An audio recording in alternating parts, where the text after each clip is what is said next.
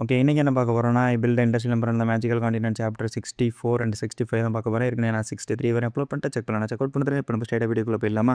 இப்போ ஸ்டார்ட்டிங் சீன்ல நம்ம கிரேவன காமிக்கிறாங்க. கிரேவன் வந்துட்டு தன்னோட எம்பரர்ட்ட வந்து சொல்லிட்டு இருக்கான். இதேமாரி பார்த்தீங்கன்னா, அவங்கள்ட்ட அனானிமஸ் எனர்ஜி இருக்குது. ஸோ 20,000 வீரர்களை ஈஸியாவே கொன்னுட்டாங்க. ஸோ அதனால நான் தோத்துட்டு வந்துட்டேன் அப்படிங்கிற மாரிலாம் சொல்றாங்க. நீனும் ஃபெயில் ஆயிட்டியா? என்ன தைரியம் இருந்தா நீனும் ஃபெயில் ஆயிருப்ப. எதுக்குடா ஃபெயில் ஆயிட்டீங்க வந்துட்டு ஒப்பிச்சிட்டு இருக்கிறீங்க அப்படிங்கிற மாரிலாம் நம்ம ஆளு கேட்கறான். அதுக்கப்புறம் கிரேவன் வந்து சொல்ல ஆரம்பிக்கிறான். இதேமாரி அவங்கள்ட்ட வந்துட்டு நார்மலான ஃபோர்ஸ் பவரே இல்லைங்க.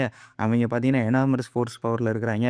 அவங்கள்ட்ட ஏதோ ஒரு மேஜிக் இருக்கு. அந்த மேஜிக் வச்சுட்டு ஈஸியாவே எல்லாரையும் அட்டாக் பண்ணிட்டு கொன்னுடுறாய்ங்க. 20,000 படை வீரர்களையும் அப்படிதான் கொன்னாய்ங்க. அது மட்டும் இல்லாம அவங்கள்ட்ட ஏதோ ஒரு பைப் வெப்பன் இருக்கு. அந்த பைப் வந்து பார்த்தீங்கன்னா, மேஜர்ஸ் எல்லாம் அசால்ட்டா கொல்லுது. ஸோ ரொம்ப டேஞ்சருங்க. நீங்க போய் அட்டாக் பண்ணாதீங்க. நீங்க போய் அட்டாக் பண்ணாலுமே நம்ம எம்பரரே மொத்தமா தோத்துரும் அப்படிங்கிற மாரிலாம் அவன் சொல்லிட்டு இருக்கான். என்னடா பைத்தியக்காரத்தனமா உளறிட்டு இருக்கிற? நீ தோத்தது மட்டும் இல்லாம என்னைய போக்கூடாதுன்னு சொல்றியா? இவன புடிச்சு ஜெயில்ல போடுங்கடா அப்படிங்கிற மாரி சொல்றாய்ங்க.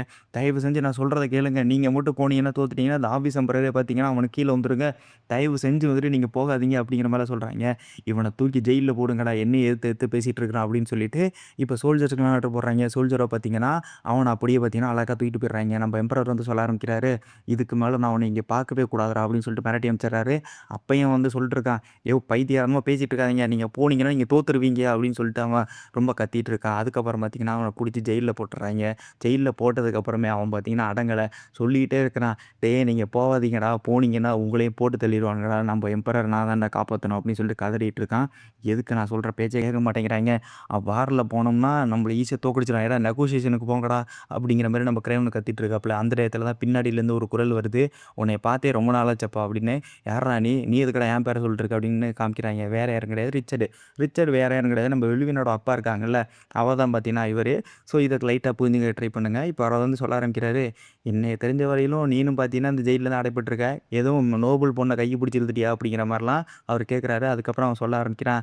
அதெல்லாம் ஒண்ணும் இல்லைங்க. அது மிகப்பெரிய கதைங்க அப்படின்னு சொல்லிட்டு சோகத்துல சொல்ல ஆரம்பிக்கிறான். இதுக்கப்புறம் பார்த்தீங்கன்னா, அவர் அப்பா வந்து கேட்குறாரு.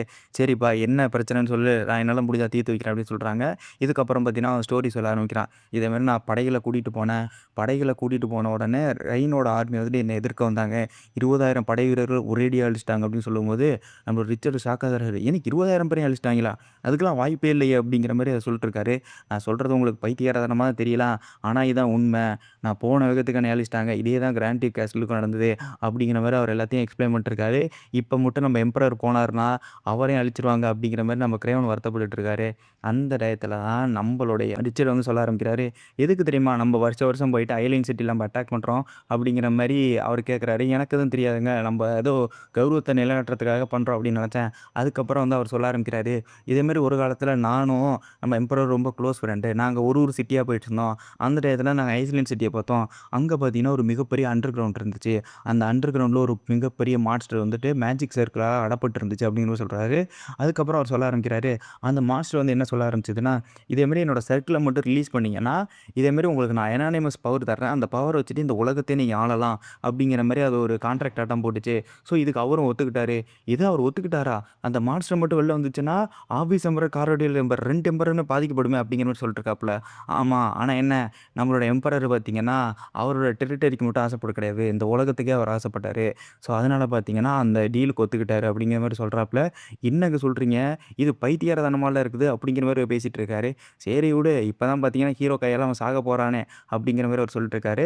அது மட்டும் இல்லாம எதுக்கு உங்கள கைது பண்ணி வச்சிருக்காரு அப்படின்னு அவன் கேட்கறான். அதுக்கு வந்து சொல்றாங்க, என்னோட ஃபேமிலி டெக்னிக்ன்னு ஒண்ணு இருக்கு. அந்த டெக்னிக் பார்த்தீங்கன்னா, என்னோட ரத்தத்தால பார்த்தீங்கன்னா, சீல வந்துட்டு ஓப்பன் பண்ண முடியும். ஆனா இதுக்கு நான் வந்து ஒத்துக்க மாட்டேன்னு சொன்னேன். ஸோ அதனால பார்த்தீங்கன்னா, என்னைய ஜெயில்ல புடிச்சு போட்டாரு. ஸோ அதுக்கப்புறம் நெறைய மேஜர்ஸ் வச்சுட்டு வருஷம் வருஷம் ட்ரை பண்றாரு. ஆனா என்ன அது எதுவுமே ஒர்க் ஆகல அப்படிங்கிற மாரிலாம் சொல்லிட்டுருக்காய்ங்க. ஓ! இதனால தான் பார்த்தீங்கன்னா, வருஷம் வருஷம் நம்ம அட்டாக் பண்ணிட்டுருக்கோமா? சரி விடுங்க. இன்னும் கொஞ்சம் நல்லா அவன் அனுபவிக்க போறான் அப்படிங்கிற மாரி சொல்லிட்டுருக்காங்க. ஆமா. எப்படியும் ரயன் கையெல்லாம் அவன் தோத்துருவான் அப்படிங்கிற மாரி நம்ம ரிச்சர்டும் நம்ப ஆரம்பிக்கிறாப்புல. எல்லாம் பார்த்தீங்கன்னா, பேராசையிலே ஒண்ணு சொல்லிட்டுருக்காப்புல. இதுக்கப்புறம் பார்த்தீங்கன்னா, கிரேவனும் ரிச்சர்டும் பார்த்தீங்கன்னா, ஓரளவு க்ளோஸ் ஆயிடுறாய்ங்க. அவங்க 2 பேர் எண்ணமும் ஒரே மாரி தான் போயிட்டுருக்கு. இந்த எம்பரர் நல்லா இருக்கணும் அப்படிங்கிற ஒரு எண்ணத்துல தான் அவங்க 2 பேர் இருக்காங்க. இதுக்கப்புறம் பார்த்தீங்கன்னா, கிரேவன் வந்து சொல்ல ஆரம்பிக்கிறாப்புல. இதேமாரி உங்க பொண்ணு பார்த்தீங்கன்னா, ரொம்ப ஃபேமஸ் ஆயிட்டாங்க அப்படிங்கிற மாரி சொல்றாங்க. ஓ! என் பொண்ணா? ஃபேமஸ்லாம் ஆயிட்டாளா? இந்த எம்பரர்லேருந்து சாதிச்சாளா? ச்சே! ச்சே! இந்த எம்பரர் இல்லங்க. இதேமாரி ஐசோலியன் சிட்டிக்கு போனாங்க. அந்த சிட்டில அக்கவுண்டன்ட்டா ஒர்க் பண்ணிட்டுருக்காங்க. அப்படிங்கிற மாரிலாம் சொல்றாங்க. இது என் பொண்ணு ஐசோலியன் சிட்டில இருக்கா? இது மிகப்பெரிய ஆபத்தாச்சே அப்படின்னு சொல்றாங்க. என்னங்க சொல்றீங்க? அங்க உங்க பொண்ண நல்லா தான் பார்த்துக்கிறாங்க.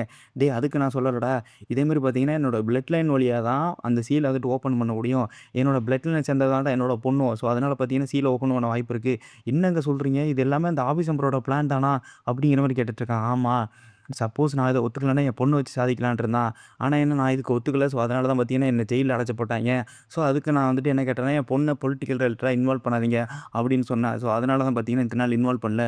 ஓ! இப்ப புரியுது. இதனால தான் அவங்க எதுக்குமே வந்துட்டு அந்த பொண்ண வந்துட்டு கூப்பிடலையா? அப்படிங்கிற மாரி அவன் யோசிச்சுட்டு இருக்கான்.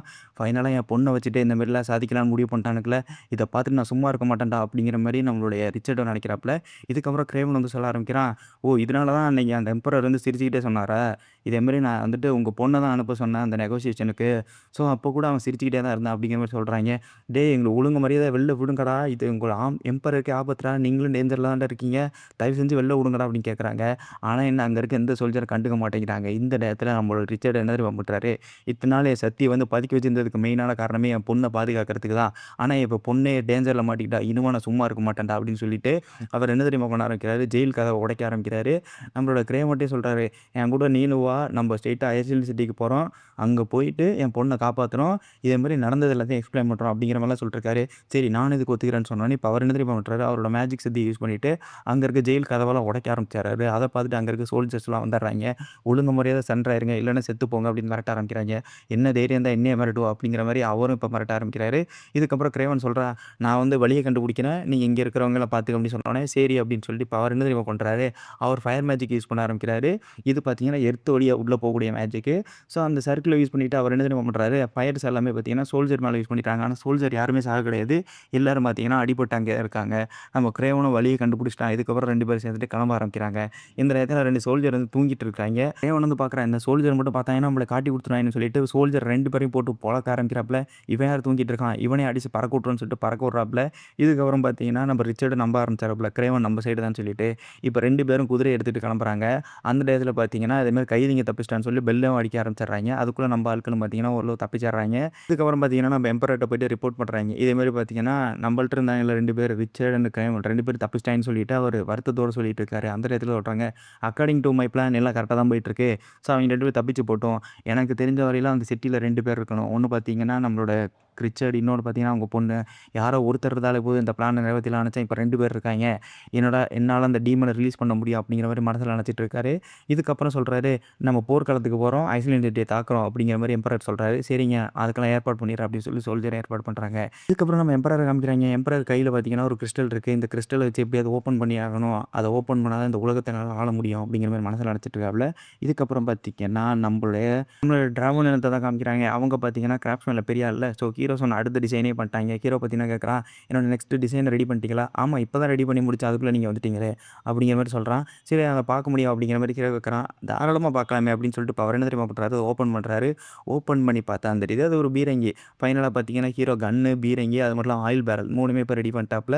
இப்போ ஃபைனலா ஹீரோவுக்கு சந்தோஷம். இத வச்சு நம்ம போர்ல ஜெயிச்சிடலாம்னு சொல்லிட்டு, இதுக்கப்புறம் பார்த்தீங்கன்னா, நம்ம கிராஃப்ட்ஸ்மேன் வந்து கேட்குறாங்க, "ஆமா, இத வச்சுட்டு நீங்க என்ன பண்ண போறீங்க?" அப்படின்லாம் கேட்குறாய்ங்க. "இத வச்சுட்டு நான் என்னென்னமோ பண்ண போறேனே" அப்படிங்கிற மாரி ஹீரோ யோசிச்சுட்டு இருக்கான்.